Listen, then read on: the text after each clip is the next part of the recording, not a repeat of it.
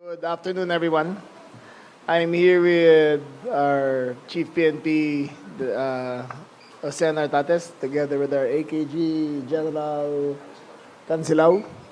I would like to report a successful operations in the retrieval and rescue of a kidnapped victim. Here I will give you the details without giving the names.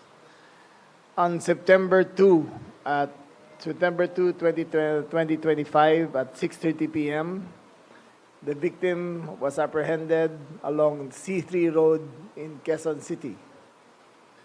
Immediately, the brother of the victim reported to the AKG after receiving multiple mysterious phone calls. The victim was a 78-year-old businesswoman, a widow, and a resident of Quezon City. What happened? At approximately, let me get the, saan yung isa report? The time?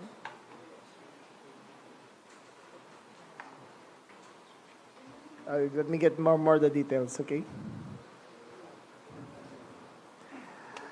After receiving a demand of 150 million for the release of the victim, the members of the AKG were working with the family in order to work at a solution on the kidnapping. On September 11, 2025, at 10 o'clock a.m., the victim was brought inside the bank in Quezon City by 3 men to withdraw money from the account of the victim, wherein the bank operators knew of the situation and contacted the PNP, and within minutes the PNP arrived and arrested the 3 suspects and rescued the kidnapped victim. The follow-up operations resulted in the apprehension of 2 additional female and 1 male suspect arrested at 1:04 p.m. on September 12. Additional 4 suspects were also arrested at 5 a.m., while a male suspect was also arrested around 8 a.m., with a total of 11 suspects arrested as of this briefing. We believe that there are other conspirators to this case, so it is still a hot pursuit going on. We cannot divulge the identity of the victim. We do, however, have information on the suspects, 3 of which are former servicemen belonging to the Marines, 2 honorably discharged and 1 dishonorably discharged. We cannot divulge the names of the suspects because there is still a hot pursuit going on. I am proud to say, or it is humorously said, that the perpetrators of the crime were not of high intelligence because they actually went to the bank to withdraw the money together with the victim, resulting in the apprehension of the victim. So are there any questions from the body?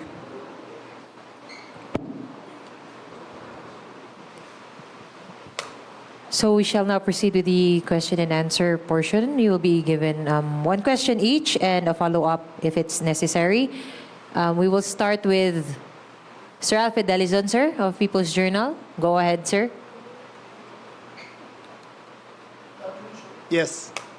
Sir, first time na nahuli yung kidnappers na binulong sa loob ng banko. First time. Successful operations AKG kasi sinunod nila yung protocols at and they were buying time hanggang nainip na yata yung mga kidnappers at pumunta na diretso sa bangko eh. Pwede nga gumawa ng sine tungkol dito eh. Yung comedy of errors ng mga... Pero safe to say yung mga response ng PNP natin, in less than 2 minutes of the call of the branch manager, dumating kagad yung mga respondents natin at nahuli kagad yung mga kidnappers. And within 1 day, nahuli lahat ng kanilang mga conspirators. Sir, follow-up lang. Sir, yung mga nahuling mga servicemen, former Marines po sila. Discharged na sila. Tatlo silang discharged na. Two Marines pala, two Marines. Two Marines and one Army. Discharged na lahat sila. And first time ba nila itong nangidnap? Hindi pa namin hindi pa kompleto ang tactical interrogations. Hinahanap pa namin kung sino ang mastermind nila. Pero safe to say, yung majority of the group nahuli na namin. 3 females and 8 males.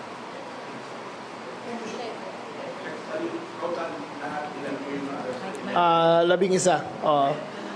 Within 12 hours of capturing the first suspect, the first 3, within 11 hours, nahuli na lahat ng mga suspects nila in follow-up operations. Yes, September 11. September 4, nakidnap yung victim. September 11 siya na-retrieve. 3 and 8. 3 females and 8 males. Ang headquarters nila ay sinundan sila from Bacoor to Silang. Ang final na headquarters nila ay sa Laurel, Batangas. Next question, sir. May we request our friends from the media to use the microphone, please? Karen Yes, de ma'am, go Guzman ahead. po, ABS-CBN. Sir, linawin ko lang po, nung nakidnap po siya noong September 2 or 4? 2 po ba? September 2. September 2? Yes. Apo. Papaano po siya nakuha? Nasa sasakyan po ba siya noon? Wala po ba siyang We kasama? cannot divulge that. But galing siyang trabaho nung kinuha siya. And then, nung ilang araw po na nandun po siya sa kamay po ng mga suspect natin, may nabanggit...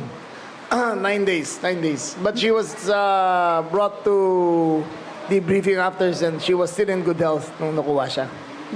Wala namang injuries sa katawan, wala namang siyempre may psychological counseling pa rin, but so far as her health, she seems to be in good health. Okay. Tapos magkano nga po ulit yung ransom money? It started with 150 billion, then they were trying to withdraw, I think, between 3 and 8 million pesos from the bank. Sir, Ayun na yun. Ayun ang sinusubukan na lang. Ayun na yung sinusubukan na lang we withdraw. Sir, anong background nung victim? Bakit siya naging target? Delikado na natin matatawag. Businesswoman siya belonging to a large industrial family. They are involved in the manufacture of industrial goods.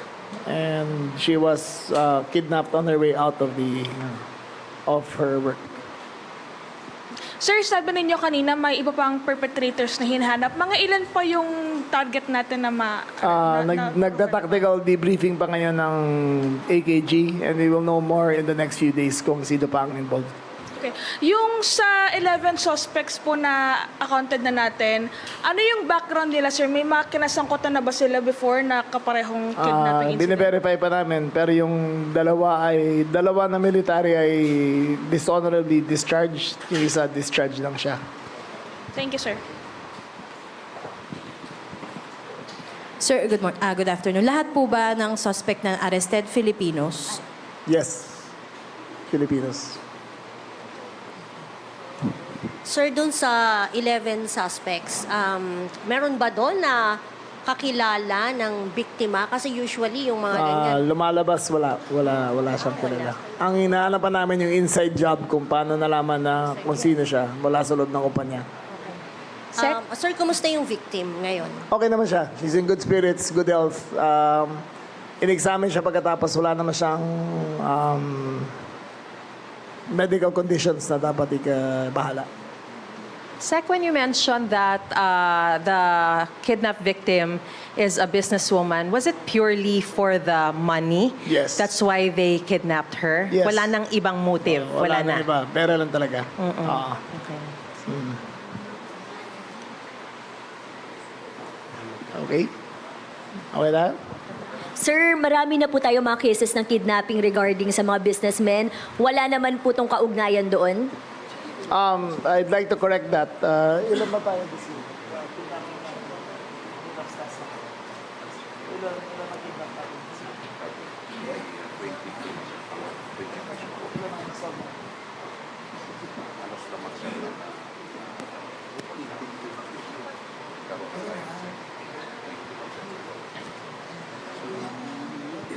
As per our records, as of September, there were 23 kidnap crimes committed. 21 were solved. One remains unsolved. Ito na lang this is the 22nd. So 22 out of 23 ang solved na sa kidnapping. Sir, was the victim hurt during her captivity? Again? Nasaktan ba siya? Sinaktan siya ng kidnappers? Hindi naman. She had no outstanding marks on her body. So yung mga babae, anong participation nila sa crime? Hindi pa namin, parang sa communications sila may hawak ng communications. It seems like a very amateur job yung gumawa nito. Oo. The mere fact na dinala pa nila sa bangko shows that the level of their sophistication is very low.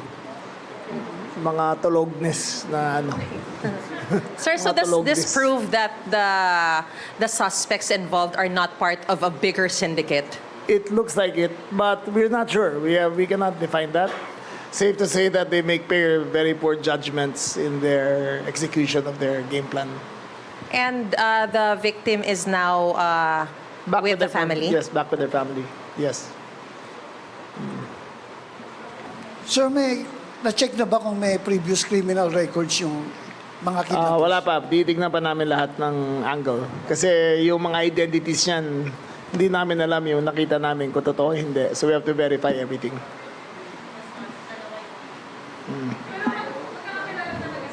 Oo, magkakilala talaga sila.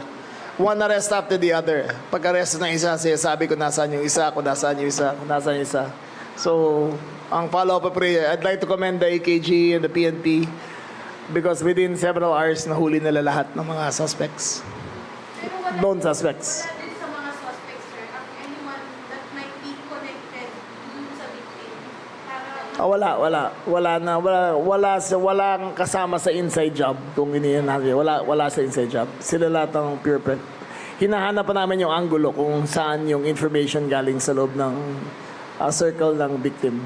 So, sir, ito rin yung possible din, ito lang yung first time nilang kidnap since We don't know. We don't know the exact background. All we do know is that due to the diligence, we were actually a minute away from them. We were tailing them. They were suspected. But hindi namin nakalain na ganun ang tactic na gagawin nila na papasok talaga sila ng bangko kasama ng victim. Sir, just to clarify, how did you learn about this incident? Was this reported or ano po ba? The kidnapping? Oh, yes, the family reported it right The family away. reported, Yes. and in just a matter of hours, you were able to... The family reported the kidnapping from the start. So the AKG was working it from the start. And the incident was reported by the bank na ando doon yung kidnap suspect. And immediately we responded within, wala pang 2 minutes, ando doon na kagad yung responders. Sir, paano nalaman ng bank officials na victim siya, sir? Kasi ando doon yung account niya. So in-alert na ng pamilya na ando doon yung to be on the lookout kung may withdraw na pera under her name. So obviously, next time, wag kang didiretso sa bangko. Ganun ba? Obviously, hindi kagalingan yung mga taon to. Pero magaling ang mga pulis natin na huli kagad nila. Kasi kung iba yan, kung walang response system, makakatakas pa rin yan di ba? So, nakuha kagad. What does this show about the coordination between the police, the bank system, and the entire It shows that the entire ecosystem of law enforcement. It occurred while we were in the 911. It was called in. And then within minutes, nag-respond kagad. So, the 911 system works. Natawag kagad at dinispatch kagad yung paghuli na suspect. Yes. yung bangko, tumawag sa 911, nakapag-respond in 2 minutes. Yes. Dahil pinag-bring ng 911. Yes. Kapon lang nilaunch yung 911 di ba? So as we launched it at 10 o'clock a.m. In a few hours later, may success kagad. May success story kagad yung 911. Sir, sorry, ano yung report ng bank doon sa 911? May ganung, alam na Alam na nila. Yes. Yes, alam na nila.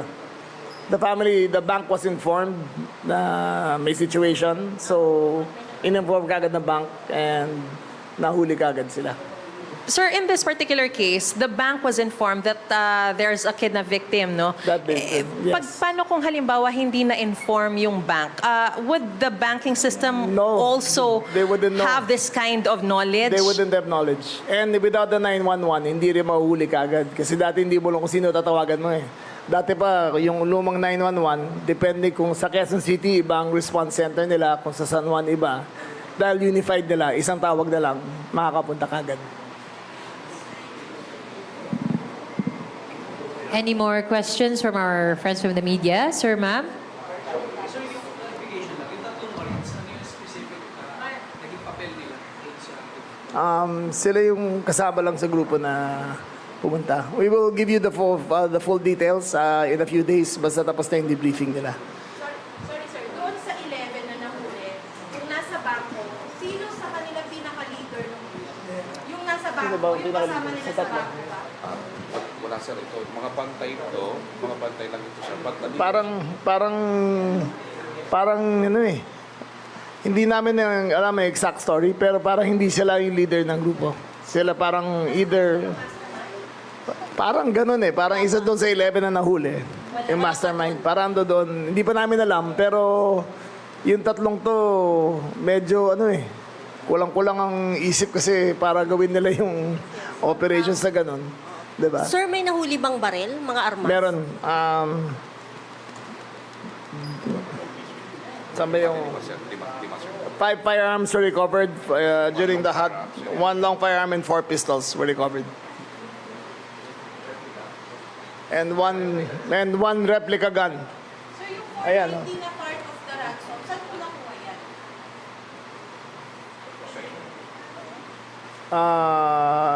Wala pa kaming information dyan kung ang family nag-operate.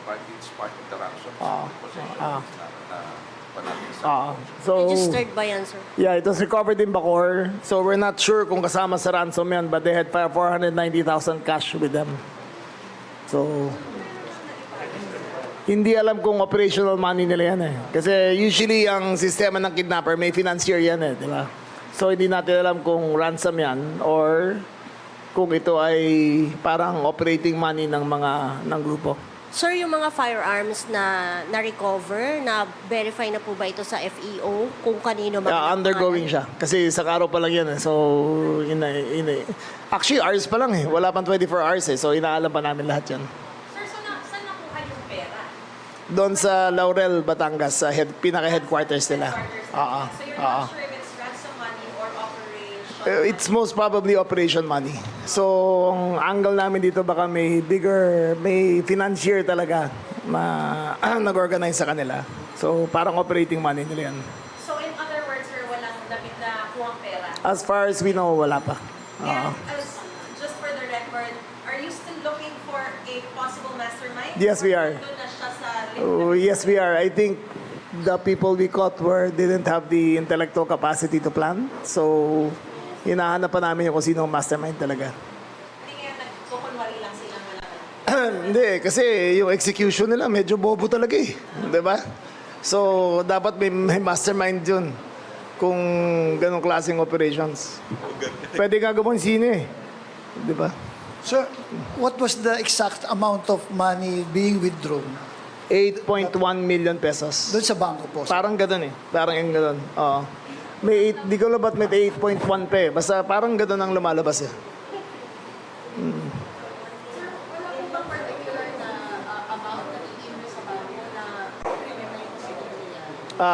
That was one of them. Kasi alam ko sa AMLA, if you withdraw more than 500,000 baht, may flag kagad yan. But the minute they saw the lady, dinelay lang nila yung kuwari nagdidila ng pera. Pero tinatawag na yung mga responders para dumating. Okay? Okay. So if there are no other questions, we will now hear the closing statement of our SILG, sir. Okay, thank you very much. I'd like to congratulate the PNP and the AKG for their fine work. I'd also congratulate the 911 system for having its first victory. And I'd also like to encourage the public. Please use the Unified 911. Mula Witawi-Tawi hanggang Hulo, pwede ho kayo tumawag. Isang numero na lang, maabot nyo po ang mga first responders natin. Thank you very much. First day of trial, we had 11,000 calls. On second day of operations, 58,000.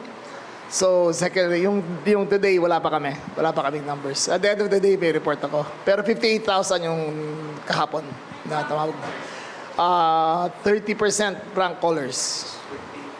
38%. So mag-iisip kami na basta may warning rin to the public. Basta mag-prank call kayo sa 911, naka-flag na yung number nyo. So kung tumawag kayo ng emergency, hindi na kayo papansinin ulit. So kung may mangyari sa pamilya nyo, kung may mangyari sa bahay nyo, kung nasusunog ang bahay nyo, basta nag-prank kayo, last priority na kayo nasasagutin ng 911 system. Okay? One strike lang yun, sir. One strike and you're out. Okay? Thank you very much. Ladies and gentlemen, our SILG Secretary Juanito Victor Remulla